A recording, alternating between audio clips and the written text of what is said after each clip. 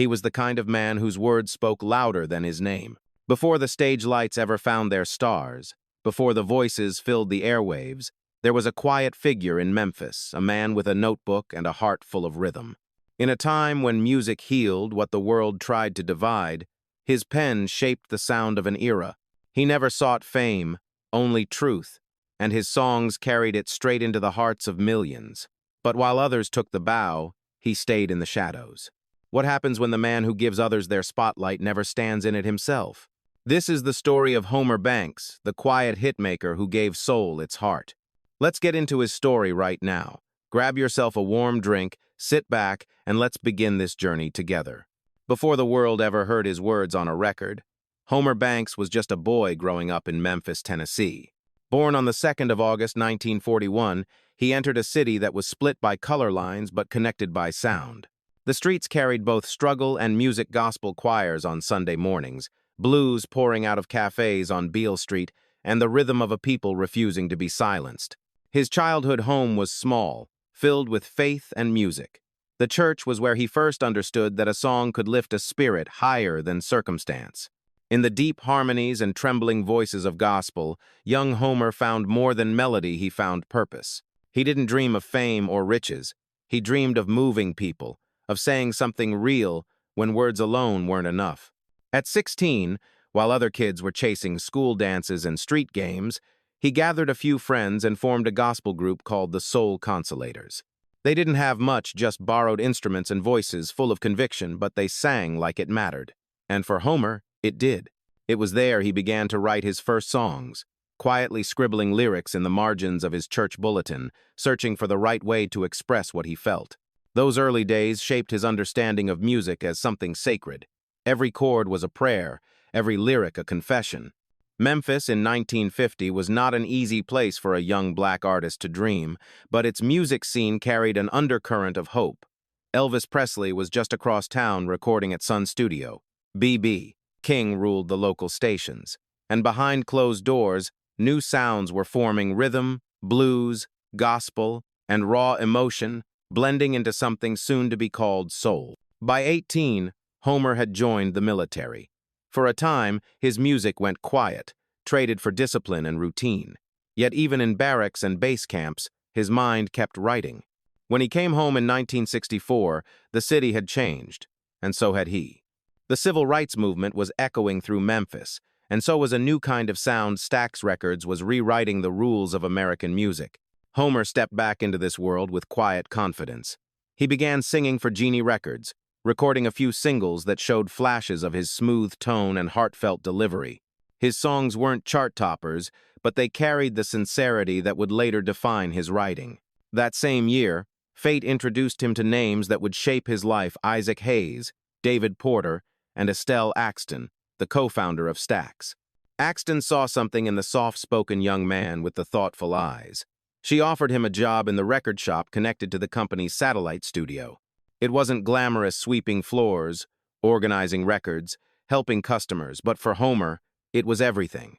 Every day, he stood just a few feet from the place where legends were being made. He listened, learned, and absorbed the rhythms of the studio through the walls. After his shifts, he'd stay behind, quietly humming ideas, sketching lyrics, dreaming of the day he might get a chance to record his own.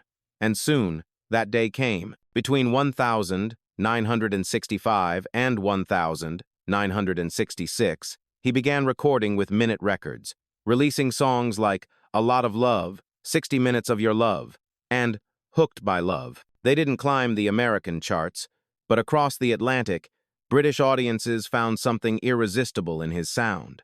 Decades later, those same tracks would become classics of the Northern Soul movement, proof that honest music finds its audience, even if it takes time. But in Memphis, things were different. The industry was crowded, competitive, and ruthless. Homer was beginning to realize that the spotlight didn't shine evenly. Some voices were chosen, others were quietly left behind. Yet even then, he didn't lose faith. He wasn't chasing applause, he was chasing feeling. By the end of 1966, Stax's producer Jim Stewart declined to sign him as a vocalist. For another man, that might have been the end.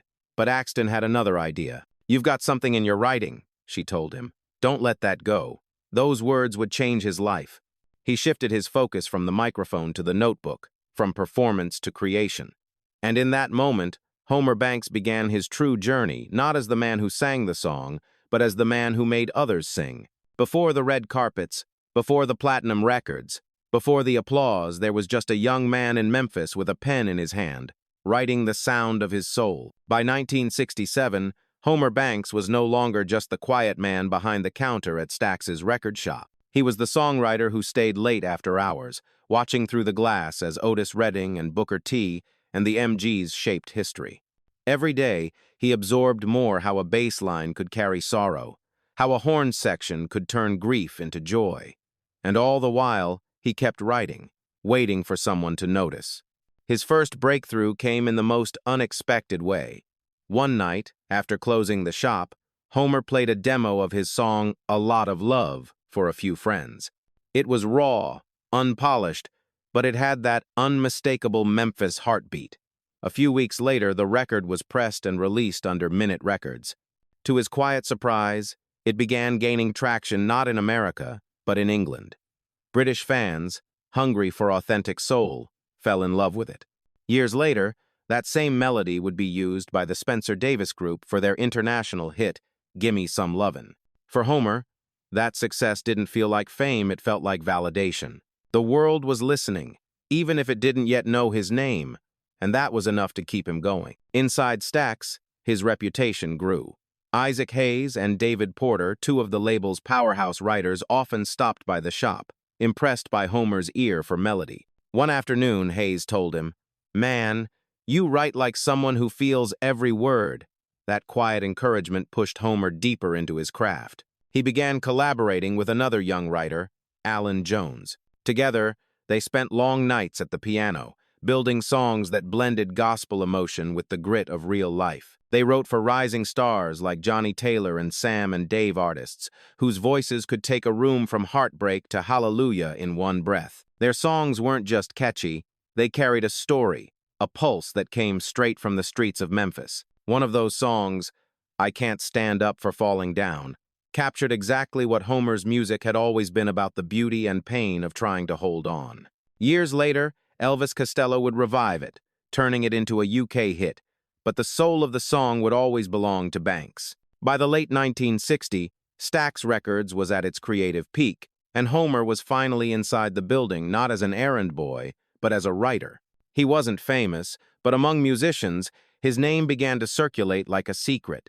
They knew the quiet guy with the kind eyes could turn a few lines into something unforgettable. Still, he didn't boast or chase credit. He stayed humble, steady, focused on the work. To Homer, success wasn't measured by applause, but by the moment someone felt what he wrote. He once said, "A good song doesn't need my name, it just needs to mean something."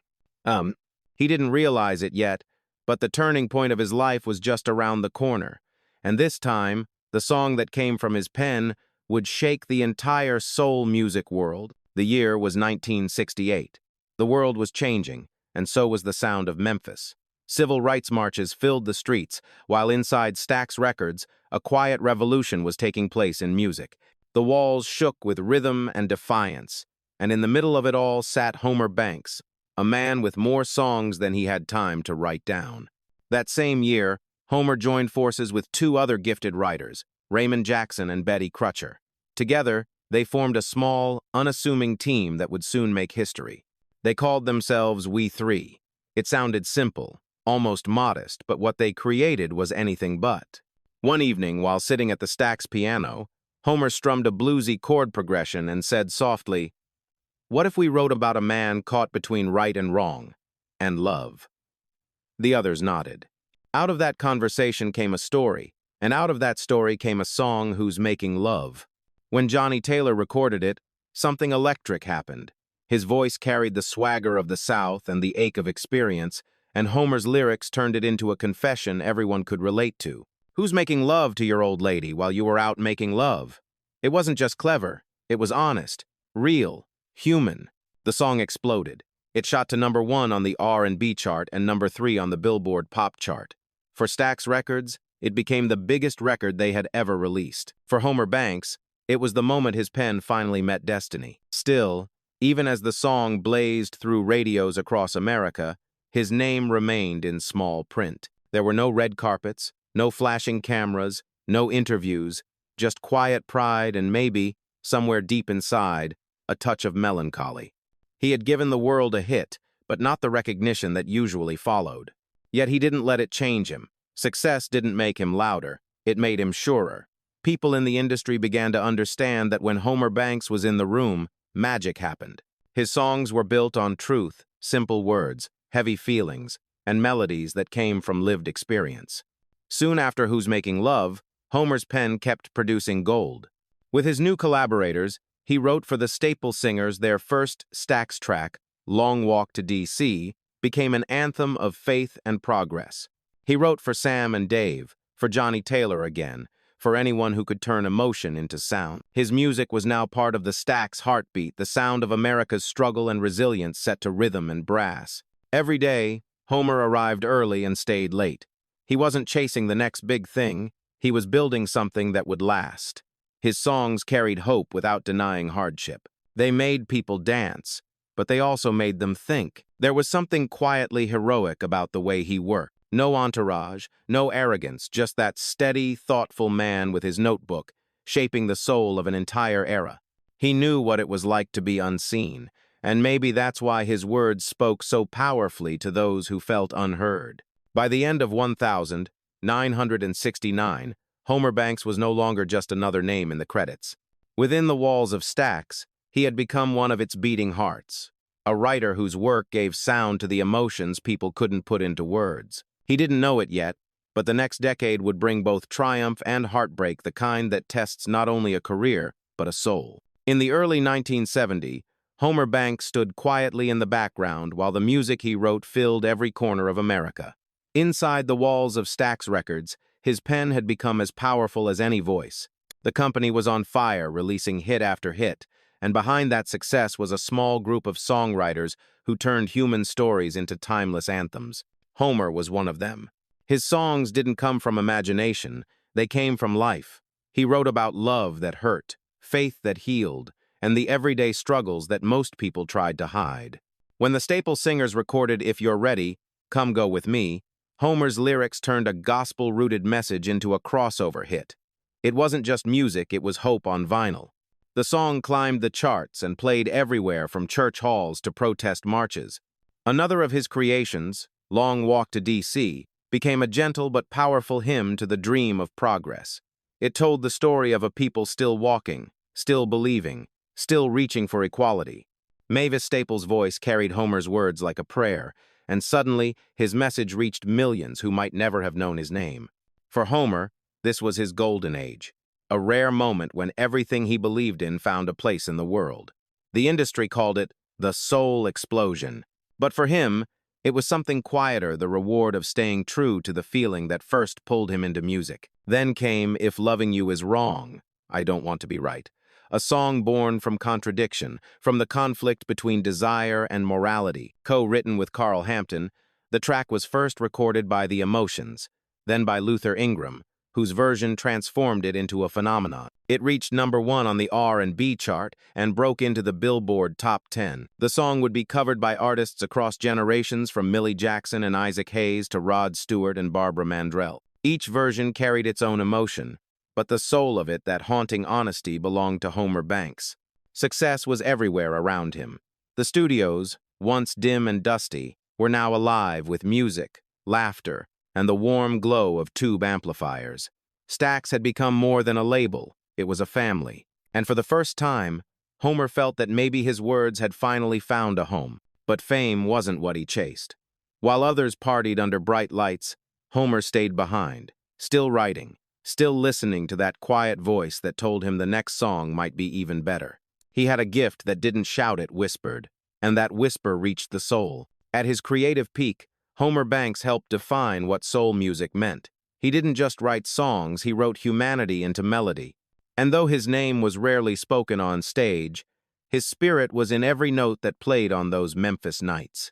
It was the height of his success, but like every peak, it carried a shadow waiting just beyond the light.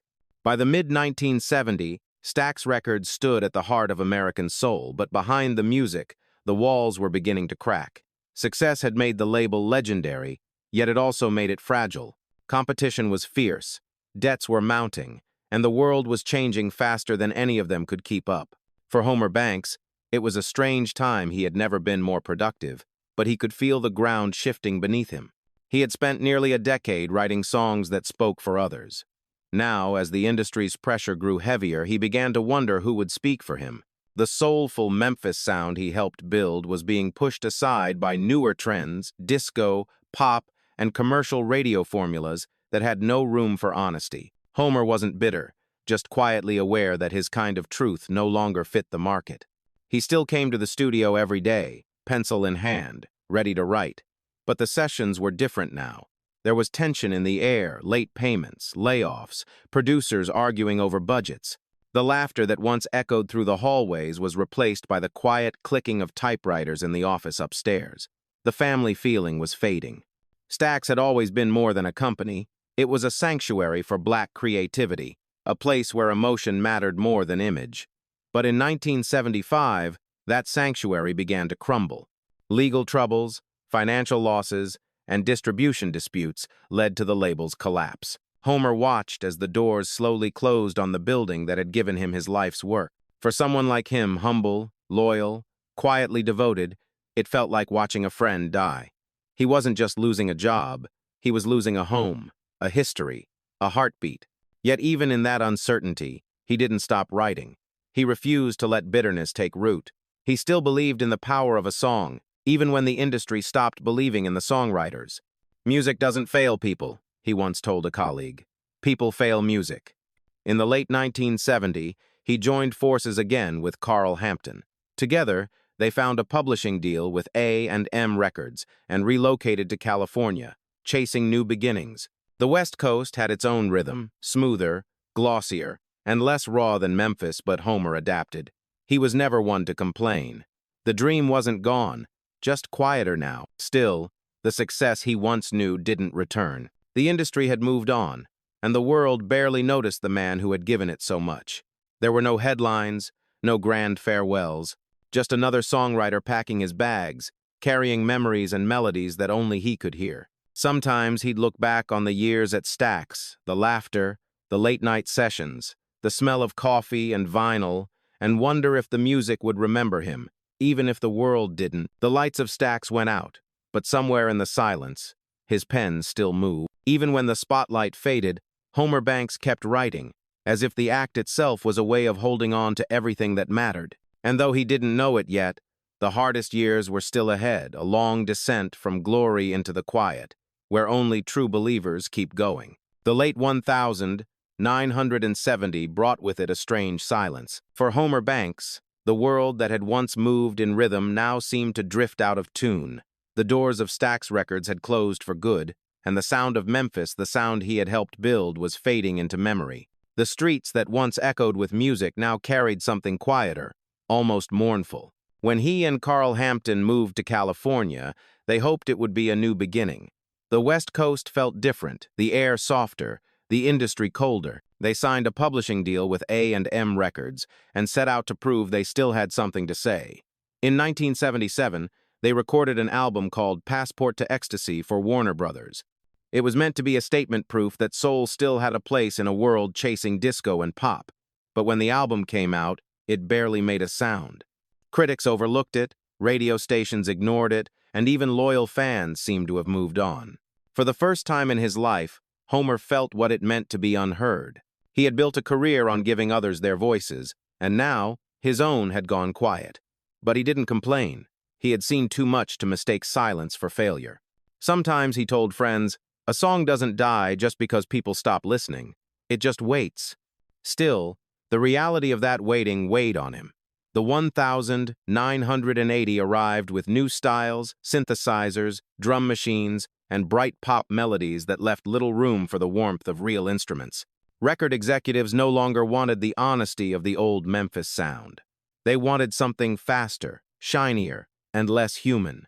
Homer tried to adapt, But every chord he played brought him back to where his heart really lived, in the soulful, imperfect truth of what came before. Money became tight. Work came in waves, a few sessions here, a production project there. Some of his peers turned bitter, but Homer stayed calm. He still believed that integrity mattered more than survival. Yet there was loneliness too, the quiet kind that follows when the world forgets what you gave it.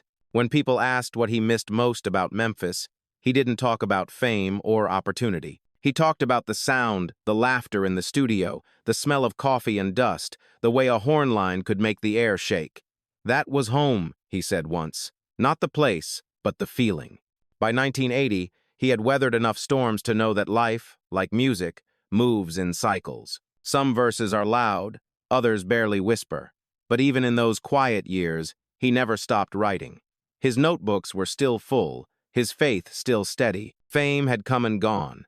But the love for music, that sacred thing that started in a small church in Memphis, never left him. Even as the spotlight dimmed, Homer Banks kept creating, chasing not the applause of the crowd, but the truth of a song well written. By the time 1983 arrived, Homer Banks had accepted that the music business no longer worked the way it used to. But quitting was never in him. If the big studios didn't call, he'd build something of his own. Together with producer Lester Snell, he founded a small label called Soundtown Records. It wasn't grand or glamorous, just a modest operation powered by faith and stubborn love for the craft. In that tiny space, surrounded by secondhand equipment and old reel-to-reels, Homer helped other artists chase the same dream that once carried him. He produced albums for Jay Blackfoot, Shirley Brown, and Ann Hines singers, whose voices still carried the warmth of classic soul. Against all odds, Jay Blackfoot's City Slicker became a top 20 R&B album, with its single Taxi climbing both the R&B and Billboard Hot 100 charts. For Homer, that small victory meant more than numbers. It proved that soul music, real soul, could still survive in a world ruled by machines and trends. He also produced Shirley Brown's Intimate Storm, a record that returned her to the charts with 4 R&B hits. To younger artists, he was a mentor. To his peers, a reminder of what it meant to stay true. He had become, quietly, what he'd always been destined to be, the steady hand guiding others toward their voice. But behind the small triumphs, life was getting harder. The labels he built were independent, and independence came with struggle. There were no big budgets, no major distributors, and often no profit. Homer poured everything back into the music time. Money, health. The long studio nights began to take a toll. As the 1,990 came, illness started to slow him down. The once endless energy he carried from those Stax years now came in shorter bursts. He didn't talk about it much. He never liked being the center of attention. When friends asked how he was doing, he'd smile and say, "Still writing," and he meant it. Even then, his influence continued to echo through time. The melodies he'd written decades earlier found new life. A Lot of Love was covered by Simply Red. Too Little in Common to Be Lovers was sampled by Aaliyah in her 2001 song, I Care For You. The world had moved on, but without realizing it, it was still humming his songs. In the quiet of those later years, Homer often listened to old records in his home studio. Sometimes, he'd close his eyes and hear the laughter of the Stax sessions, the sound of Mavis Staples warming up, the scratch of a pencil on paper. He'd smile not with regret, but with peace. When illness finally caught up to him, Homer Banks faced it the same way he faced everything, gently, with grace. He passed away on the 3rd of April, 2003, at the age of 61. There were no headlines, no tributes on television, just the quiet remembrance of those who truly knew. Yet for those who listened closely, the music never stopped. His songs still played on late-night radio, still whispered through generations that never even knew his face. Because legends like Homer Banks don't disappear, they just move into the silence between the notes. In the years after his passing, something remarkable began to happen. The music world slowly, almost quietly, started to look back. In record shops, collectors rediscovered his vinyls. In documentaries, his name began appearing again in the credits. And on late-night radio shows, DJs spoke of the man behind the Memphis sound. Homer Banks had never been a celebrity, but his fingerprints were everywhere. You could hear them in every groove of 1970 soul, in every gospel-infused harmony, in every love song that sounded a little too honest to be fiction. His music was the bridge between the church pew and the dance floor, between faith and longing. In America, his influence could be traced through generations of singers and songwriters who borrowed his sincerity. Luther Ingram, Shirley Brown, and the staple singers built legacies of their own upon the foundation Homer helped lay. Even long after the doors of Stax Records closed, his sound remained its heartbeat, that unmistakable blend of pain, pride, and perseverance. Critics began calling him the songwriter's songwriter, a phrase reserved for artists whose genius transcends fame. Those who truly understood music producers, arrangers, and vocalists who lived through that era spoke of him with quiet reverence. They said Homer Banks wrote songs the way others breathe, naturally, effortlessly, with meaning behind every note. In the United Kingdom, his name carried a cult-like respect among collectors of Northern soul. Clubs in Manchester and Blackpool still spun A Lot of Love and Hooked by Love, their dance floors alive with the same passion that first embraced him decades before. In 1999, the British band Simply Red recorded a cover of A Lot of Love, bringing his melody back to life for a new generation. Across oceans and years, his music had made the full circle from a small Memphis church to the global stage. His work also lived on through unexpected places. In 2001, Alia's haunting I Care For You sampled the melody from Too Little in Common to Be Lovers, blending his classic soul with modern R&B. For younger audiences who never knew his name, the echo of his songwriting still lingered, proof that good music never truly ages. American scholars and historians began to re-examine the overlooked heroes of soul. When they reached the letter B, they found Banks not a performer seeking applause, but a craftsman whose songs spoke for a people. His work captured something more than melody; it carried the moral and emotional pulse of its time. What made Homer's legacy endure wasn't just the success of his records, but the spirit within them. His songs never shouted, they confessed. They weren't about perfection, but humanity. When people listened, they didn't just hear the music, they felt seen, understood. And that was Homer Banks's greatest triumph. He made soul personal again. Even when the world forgot his face, his truth remained on every record he ever touched. Decades later, when musicians in Memphis talk about their roots, they don't just mention the stars who stood on stage. They talk about the man who stood behind them, the one who never stopped writing. Because every city has its legends, but only a few have souls that still sing long after they're gone. Homer Banks was one of them. In the years following his death, those who had known Homer Banks began to speak his name again, not in mourning, but in gratitude. It started small. An old radio host replaying Who's Making Love on an anniversary broadcast, a fan leaving a comment on an online forum about the most underrated songwriter in soul history. Slowly, like a melody finding its way back to the surface, his story began to rise. Music historians revisiting the archives of Stax Records discovered something striking. Homer Banks's writing credits appeared again and again, spanning across some of the label's most defining works. They began to realize that his contribution wasn't an exception, it was the backbone of a movement. His lyrics had carried not just rhythm, but philosophy, the dignity of working people, the heartbreak of love, and the quiet strength of faith. In Memphis, where every street seems to hum with the memory of music, people still spoke of him with affection.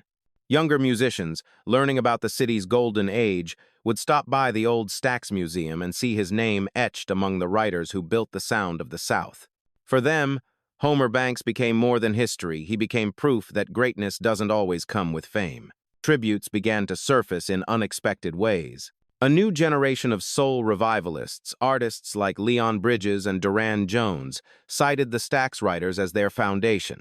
They may not have met Homer, but they carried his honesty, his simplicity, his rhythm. When they wrote about love, about faith, about survival, they were unknowingly continuing his work. In interviews, some of Homer's former collaborators shared quiet stories about his character. They remembered how he would hum softly before writing, how he'd pause to find the right word, not the clever word, but the true one. They said he never raised his voice, never rushed a song. He wrote the way he lived, with patience, humility, and care. Critics who once overlooked him began to reassess. Music journals published retrospective pieces titled The Pen Behind the Soul and Homer Banks, the man who wrote our emotions. They described him as an architect of feeling, someone who built songs that outlasted the moment, who turned the personal into the universal. Outside of the United States, his songs continued to breathe in nightclubs, festivals, and documentaries. In London, Northern Soul DJs still played his records to packed crowds. In Japan, collectors searched for original pressings of his 1,960 recordings. And in America, college radio stations added his name to playlists that celebrated the roots of R&B and soul. What emerged over time was a fuller picture of who Homer Banks truly was, not just a songwriter, but a keeper of memory. His art preserved the language of the human heart in an age when truth often got lost in noise. Even now, 20 years after his passing, his songs are rediscovered by new listeners online. Some stumble upon If Loving You Is Wrong or A Lot of Love and find themselves caught by their sincerity. They look up the name Homer Banks and realize they've been listening to him their whole lives without knowing it. And perhaps that's the most fitting tribute of all, to be remembered not through headlines, but through the quiet echo of songs that refuse to die. Because Homer Banks never needed to be seen to be felt, and that's why, even now, his music still feels alive. In the beginning, there was only a man with a pen sitting in a small Memphis room, surrounded by dreams and silence. Decades later, that same silence carries his name like a soft refrain. Homer Banks. He never chased fame, never demanded the spotlight. He believed in the work, in the beauty of a lyric that could outlive the singer who sang it. And in that quiet belief, he achieved something few artists ever do: immortality through honesty. His songs still move through the world like whispers of memory, reminding us that greatness doesn't always shout. Sometimes it hums. If you listen closely, you can still hear him in the groove of a record, in the cry of a gospel choir, in the steady heartbeat of soul. Who's Making Love? If Loving You Is Wrong? A Lot of Love. They aren't just songs. They're echoes of a man who turned life into melody. He gave the world music that told the truth about love, longing, and redemption. And though his story was never written in bright lights, it was written in something far more lasting: the hearts of those who felt it. Today, as we look back, we realize what Homer Banks truly represented. He was every unseen artist, every forgotten name behind the hits we still hum. He was proof that what is honest will always endure, even when the crowd moves on. So maybe the question isn't why he wasn't famous, but how his music continues to live without fame at all. That is his quiet victory, his light in the shadow. If you ever find yourself listening to a song that feels too real, too soulful, too full of truth to belong to the radio, you might just be hearing Homer Banks. Do you think the music industry ever gave him the respect he truly deserved? Let us know in the comments. And if this story moved you, if it reminded you of why we remember these names long after the charts forget them, then stay with us. Subscribe to the channel and help us keep the memory of these legends alive. Because remembering isn't just nostalgia, it's gratitude. It's giving flowers to those who never got them when they could still smell them. The world may have forgotten his name, but we remember. Because some stars never fade, they just shine where fewer eyes can see.